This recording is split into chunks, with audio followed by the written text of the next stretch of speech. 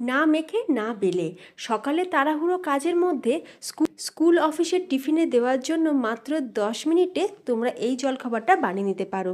বানানো খুবই সহজ। এখানে আমি নিয়েছি কুচনো ক্যাপসিকাম, পেঁয়াজ, ধনেপাতা, কাঁচা লঙ্কা, কুচনো আদা, সাথে রেখেছি গোটা জিরে, আজওয়াইন আর পাওভাজি মশলা। পাওভাজি মশলার পরিবর্তে তোমরা কিন্তু ম্যাগি মশলাও দিতে পারো। এখন অন্য একটা মিক্সিং বোলের মধ্যে দিয়ে দিলাম 1 বাটি ময়দা, তার সাথে হাফ বাটি বেসন। এবার একে একে সব উপকরণগুলোকে আমরা দিয়ে দেবো। এরই সাথে আমি 2টো ডিমকে ভেঙে দিয়ে দিচ্ছি। আমি এখানে 2টো ডিম দিয়েছি, তোমরা চাইলে এর থেকে বেশি ডিম দিয়েও কিন্তু করতে পারো, তাহলে টেস্টটা আরও বাড়বে। সব কিছুকে ভালো করে একবার মিশিয়ে নিয়ে 2টো ডিম ফাটিয়ে দিয়ে সেটাকেও একবার ভালো করে মিশিয়ে নিয়ে অল্প অল্প করে জল দিয়ে একটা পাতলা ব্যাটার রেডি করে নেব। ব্যাটার কিন্তু খুব বেশি মোটা করলে হবে না, তাহলে কিন্তু খেতে ভালো লাগবে না, কাঁচা কাঁচা লাগবে। ব্যাটারটা একটু পাতলা করে বানিয়ে নিতে হবে।